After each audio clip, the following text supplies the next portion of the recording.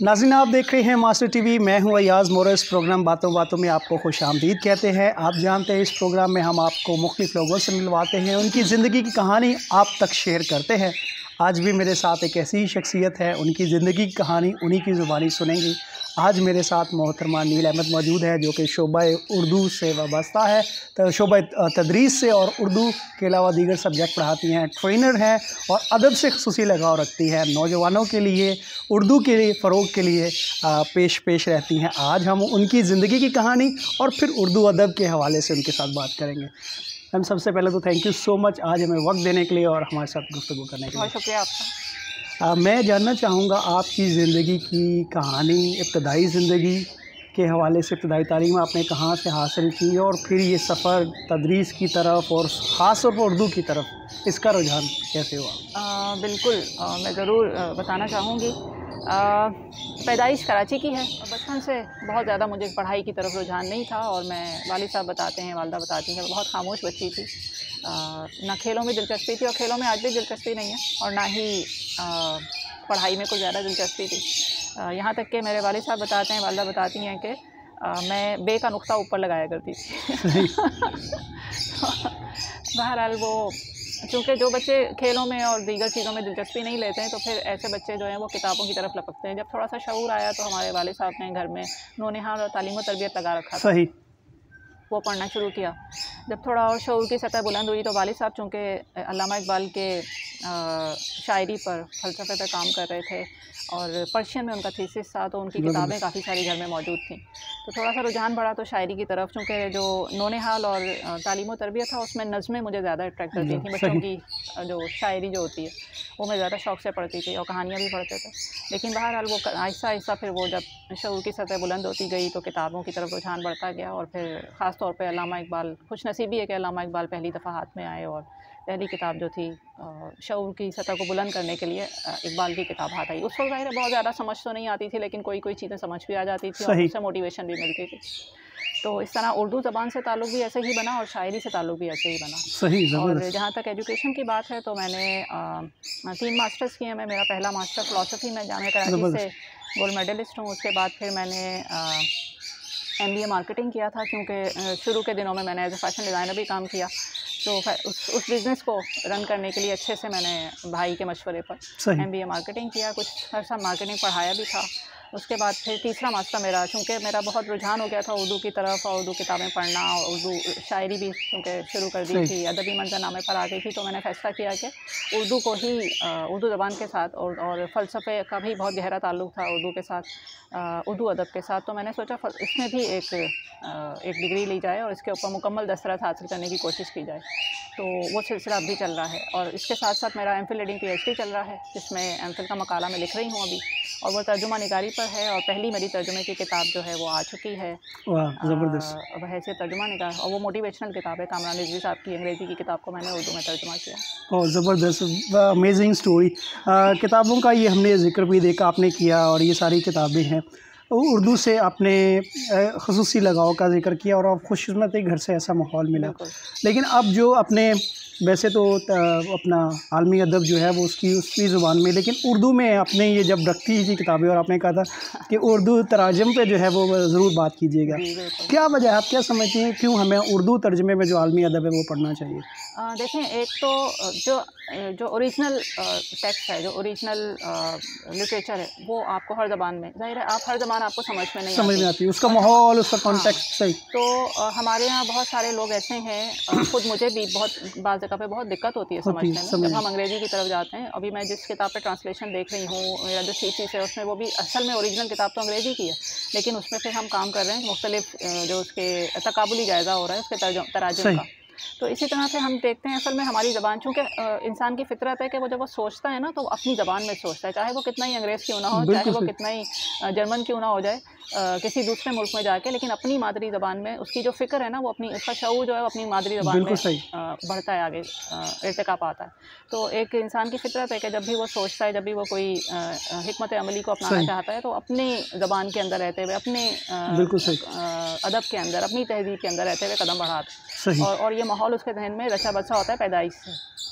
तो तराजुम पढ़ने का शौक़ ऐसे हुआ कि आहिस्ता आहिस्ता से जब कुछ चीज़ें बाज़ दफ़ा नहीं समझ में आती थी तो मैंने फिर तराजुम की तरफ रुख किया। और चूँकि जैसे मैंने आपको अभी जिक्र भी किया कि मेरी तालीम जो है वो उर्दू कॉलेज, हाँ, उर्दू यूनिवर्सिटी, उर्दू कॉलेज और उर्दू स्कूल, जिसको हम पीला स्कूल कहते हैं, और मुझे बड़ा फ़ख्र है कि मैं पीले स्कूल की पैदावार हूँ और शायद इसीलिए इतना तालीम से भी लगाव है। वरना आजकल के जो अंग्रेज़ी स्कूलों के बच्चे हैं, आप उनका हाल देख लें कि वो ना दीन के, ना दुनिया के, ना वो कहते हैं घर के, ना घाट के, ना अंग्रेज़ी सही से आती है, ना उर्दू सही से आती है। चलें, आपको एक ज़बान तो ठीक से आती है ना।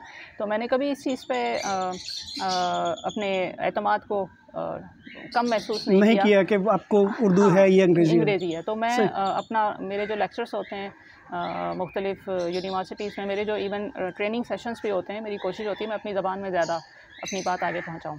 तो ये सिलसिला जो है वो सही, बहुत ज़बरदस्त आपने बात कही। और जो ये तर्जुमा है, मेरे ख़्याल में शायद वो जो ख़ास तौर पे जो तर्जुमा करने वाला है वो सफ़ीर होता है दो माशरों के दरमियान, दो ज़ुबानों के दरमियान, जो उन दोनों को, उस माहौल को समझ कर उसकी ज़ुबान में ढालता है। और आई थिंक इसलिए उर्दू जो तर्जुमा करने वाले हैं उनका जो है वो किरदार किसी भी तरीके से बहुत अहम होता है।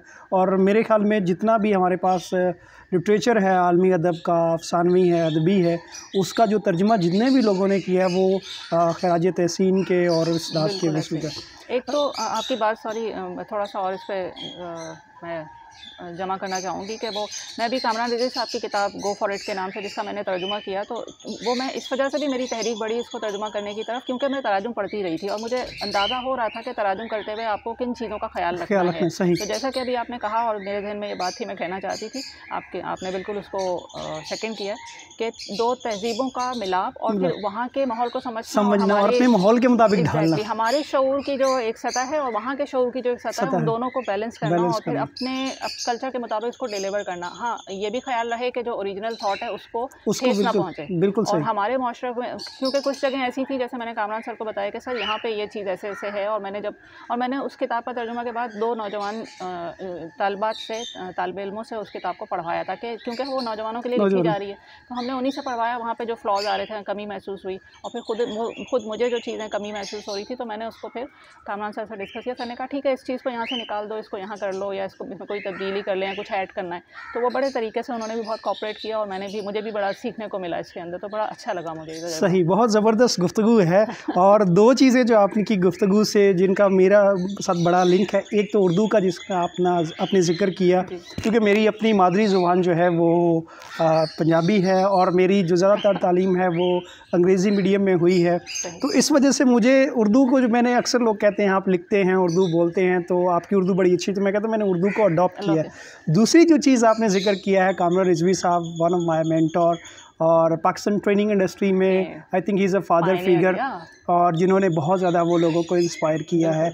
उर्दू ट्रेनिंग, अदब, तर्जुमा, ये सारी चीज़ें जब मिलती हैं तो ये इसके पीछे क्या तहरीक है कि आप उर्दू को नौजवानों के ज़रिए नौजवानों तक पहुंचाना चाहते हैं। जो हम देखते हैं हमारे माशरे में ख़ास तौर पर अब कि एक कंपटीशन करवाया जाता है कि जब हम बात करते हैं कि अपनी ज़ुबान से उर्दू को पढ़ें, उर्दू में को अपनाइयत का इजहार करें, तो वो शायद एक तबका है वो समझता है शायद हम अंग्रेज़ी मीडियम की जो उसको है उसकी अहमियत को कम करना चाहते हैं, या जो एक तबका ये समझते हैं कि शायद हम उर्दू ज़ुबान को पढ़ते हुए एहसास कमतरी महसूस करते हैं, शायद इस वजह से हम ये कहते हैं। बल्कि ऐसा नहीं है, जैसे आपने जिक्र किया कि आपकी ज़ुबान है, तो इसका क्या मकसद है, किस तरह से नौजवान जो है वो अपनी ज़ुबान को उसको पहचाने, उसको अपनाएं और उस पर फ़ख्र कर सकें। हाँ, सबसे पहले तो मैं चूँकि अभी आपकी बात, सबसे पहले तो मैं यही कहना चाहूँगी कि कोई भी ज़बान, मीडियम जो है वो जो है मैटर नहीं करता। आप अपनी बात किस तरह डिलीवर करें, क्या आपका मैसेज सही तरीके से आगे पहुँच गया है। बिल्कुल, ये कम्युनिकेशन का सबसे पहला असूल और बुनियादी असूल है। पहला औजार तो यही है। तो सबसे पहले तो यही देखना है ना आपने क्या कि आपकी बात कन्वे हो गई है। अच्छा, दूसरी चीज़ ये कि हमारे बच्चे उर्दू बोलते हुए एहसास कमतरी का शिकार, और वो बच्चे जो उर्दू तालीमी इदारों से फारिग तहसील हैं, वो बच्चे जो हैं वो फिर उन बच्चों के साथ जो अंग्रेज़ी इदारों से आए होते हैं उनके साथ एक अच्छा ब्रांडिंग, इसमें बड़ी चीज़ मुझे नज़र आती है। ब्रांडिंग ये नहीं है कि आपने जो है वो एक लेबल लगा लिया है महंगी यूनिवर्सिटी का। ब्रांडिंग ये है कि आपने उस तालीम को अपने ऊपर बरता किस तरह से, आप मुआशरे में किस तरह अपने आप को बरत रहे हैं, मुआशरे को दे क्या रहे हैं और वहाँ से ले क्या रहे हैं। सही। दिस इज़ वेरी इंपॉर्टेंट कि तालीम डिग्री जो है वो कुछ नहीं बिगाड़ती है, आपका उठने बैठने का अंदाज़, आपका बात करने का अंदाज़, आपका लोगों जो आपको कैरी हो यू कैरी अपनी पर्सनल ब्रांडिंग, वो बहुत इंपॉर्टेंट। प्रोफेशनल, आपका प्रोफेशन, बिल्कुल सही, प्रोफेशनल एंड प्रोफेशनलिज्म, तीनों अलग अलग चीज़ें। ये तीनों चीज़ें जो हैं वो आपकी शख्सियत से झलक रही हैं। क्या आपने ये तालीम ने इन तीनों चीज़ों पे कोई असर डाला है? तो ये सारी चीज़ें जो हैं, because professionalism is an attitude actually, it's personal branding. तो वो अगर नज़र नहीं आ रही आपकी तालीम के बाद, चाहे वो तालीम अंग्रेज़ी की हो या उर्दू की हो, तो कोई फ़ायदा नहीं है। बिल्कुल सही। तो वहाँ पर मैं ज़रूर कहना चाहूँगी कि वो बच्चे जो उर्दू तालीमी इदारों से आ रहे हैं, उनको बिल्कुल भी ये महसूस करने की ज़रूरत नहीं है। आप फ़ख्र से अपनी बात कहिए, बिल्कुल सही। और जो भी कुछ आपने सीखा है माशरे में, आप उर्दू ज़बान में डिलीवर कर रहे हैं या अंग्रेज़ी ज़बान में, और वहाँ से किस ज़बान में ले रहे हैं, इस पर भी कोई फ़र्क नहीं पड़ता। फ़र्क इस बात से पड़ता है कि आपने अपने आप को माशरे में सही तौर पर सही शायरी बनाने की कोशिश की है, क्या आप माशरे में अपने आप को सही तौर पर बरत रहे हैं, क्या अपनी सलाहियतों का इजहार सही तौर पर कर रहे हैं, और वहाँ से उसके रिटर्न में कितना गेन कर रहे हैं। बिल्कुल, बहुत ज़बरदस्त आपकी ये बातें, और मैं इससे एग्री करता हूँ। और ये बड़ा आपने अहम एक नुक्ता रेज़ किया है कि जो उर्दू पढ़ने वाले बच्चे हैं वो शायद ये माइंडसेट लेकर जाते हैं कि वो उनको जो है वो एहसास कमतरी का शिकार हैं या वो दूसरों से कमतर है। ऐसा बिल्कुल नहीं है। मैं चाहूँगा कि नौजवानों से आप मुखातिब हों, नौजवानों से अपनी शायरी के ज़रिए, उर्दू के ज़रिए जो है वो नौजवान एक बड़ा तबका है हमारे इस वक्त। और शायद मेरे ख़्याल में हम कहते हैं टैलेंट बहुत है, लेकिन सबसे जो असल वजह मैं समझता हूँ, जो मेरी राय है, जो मेरी ऑब्ज़र्वेशन है, कि वो डायरेक्शन लेस हैं। उन्हें पता नहीं है करना क्या है, और बदकिस्मती हमारी ये है कि हम ना घरों पे, ना तालीमी इदारों में, ना माशरे में उन्हें गाइड कर पा रहे। तो इस तरह से, जिस तरह से आप कम्युनिकेट कर रहे हैं, हम कर रहे हैं, कोशिश कर रहे हैं कि नौजवानों को एक सिमत दी जाए, एक ख़्याल दिया जाए, एक सोच दी जाए, तो इस पर मैं आपके तासरात जो है वो नौजवानों तक पहुँचाने में। मौजू आपने जो सवाल उठाया और इस वक्त हमारी गुफ्तगू जो चल रही है उसके एन मुताबिक है, कल ही एक मेरी ताज़ा नज़म हुई है, और वो ये मौजू इस तरह का है और माहौल इस तरह का बन गया है कि सुनाना बनता है। आप नहीं भी कहते तो मैं आपसे दरख्वास्त करती कि मुझे ये सुनाने दें। जी। देर सबको लगती है, नज़म का उन्वान है देर सबको लगती है, बस ज़रा समझने में देर सबको लगती है। किसमें कितने इम्कान हैं, किसमें कितनी दुनियाएं, कौन सोच सकता है लामकां हवालों को, कौन खोज सकता है बेनिशां जहानों को, किसके पर निकलने हैं किसको तेज़ उड़ना है, किसके पर निकलने हैं किसको तेज़ उड़ना है, किसको लड़खड़ाना है और फिर खड़े होकर दूर भाग जाना है, आशियाँ बनाना है। बिल्कुल सही। देर बस ज़रा समझने में देर सबको लगती है। वक्त थोड़ी चलता है, वक्त थोड़ी चलता है, हमको चलना होता है। वाह वाह, ब्यूटीफुल। वक्त थोड़ी चलता है, हमको चलना होता है। रेल थोड़ी रुकती है, हमको रुकना होता है। वाह, ब्यूटीफुल। रेल थोड़ी रुकती है, हमको रुकना होता है। बर्फ़ जब पिघलती है, बर्फ़ जब पिघलती है, हमको भी पिघलना है। साए ढलने लग जाएं, रुख को भी बदलना है। रोशनी के पीछे क्या, आगे आगे बढ़ना है। लफ्ज़ को समझना है, लफ्ज़ में उतरना है। लफ्ज़ को समझना क्या, लफ्ज़ में उतरना है। बस ज़रा समझने में देर सबको लगती है। वाह, बहुत ही खूबसूरत, बहुत ही खूबसूरत।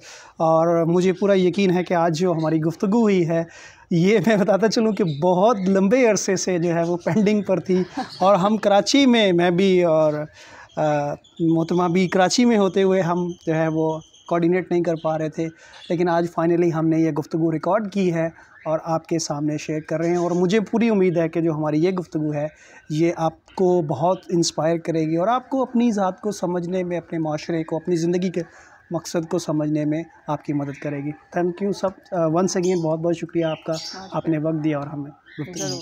Thank you so much. Viewers, इसी के साथ हम इजाज़त चाहेंगे, आपसे मुलाकात होगी अगले प्रोग्राम में।